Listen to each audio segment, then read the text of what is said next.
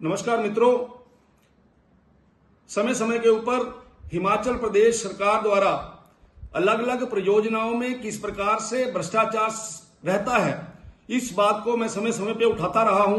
हमारी पार्टी इन सारे विषयों को समय समय पे उठाती रही है। पिछले दिनों पेखूबेला के अंदर इस प्रकार से भ्रष्टाचार हुआ, लेकिन सरकार ने उसके ऊपर कोई गंभीरता नहीं दिखाई, जिसके कारण से बिमल नेगी जैसे एक ईमानदार अफसर की जो है वो मृत्यु हो गई। सरकार उन सारे विषयों के ऊपर किसी भी प्रकार से गंभीर नहीं थी। इसी प्रकार का एक विषय जिला कांगड़ा में फिनांसिंग परियोजना के अंतर्गत लगभग 300 करोड़ रुपए की लागत से एक बांध बनाने जा रहा है।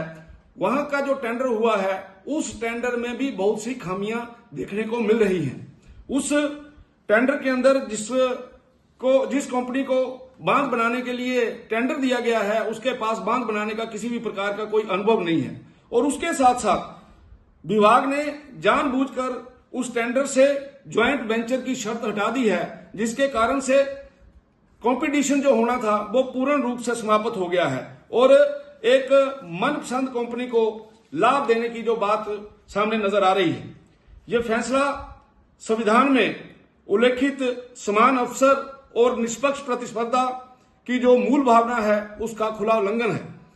यह टेंडर जनरल फाइनेंशियल रूल्स का उल्लंघन है, जो जनधन के उपयोग में पारदर्शिता और निष्पक्षता सुनिश्चित करते हैं। इसमें कंपटीशन एक्ट की भी सीधी अवहेलना हुई है, क्योंकि विभाग ने इस टेंडर में प्रतिस्पर्धा को पूर्ण रूप से समाप्त कर दिया है।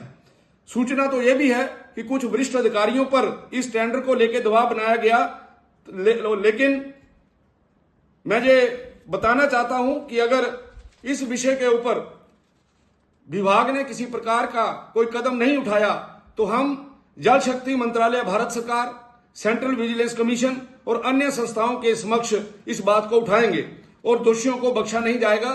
क्योंकि आप ये जानते हैं कि ये जो योजना है, ये सेंटर से 90% पैसा इसका आया है, 10% पैसा जो है वो प्रदेश सरकार लगाएगी।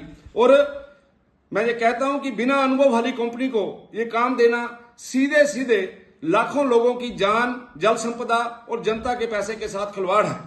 आपके ध्यान में मैं ये विषय लाना चाहता हूं कि अगर सीपीडब्ल्यूडी मैनुअल 2018 और सीबीसी गाइडलाइंस के मुताबिक एलिजिबिलिटी क्राइटेरिया अगर फिक्स होता, तो इसमें भारी कंपटीशन होता और ये जो टेंडर है, ये जो डीपीआर बनाई गई है, उसमें 30 से 35% जो है वो कम लागत से इस बांध को बनाया जा सकता था। हम लगभग 100 करोड़ रुपए तक की इसकी बचत कर सकते थे। इसलिए इस पूरे मामले में मेरा निवेदन है कि प्रदेश सरकार इसकी गंभीरता को समझे और इसकी ठीक तरीके से जांच करे, ताकि दूध का दूध और पानी का पानी हो सके।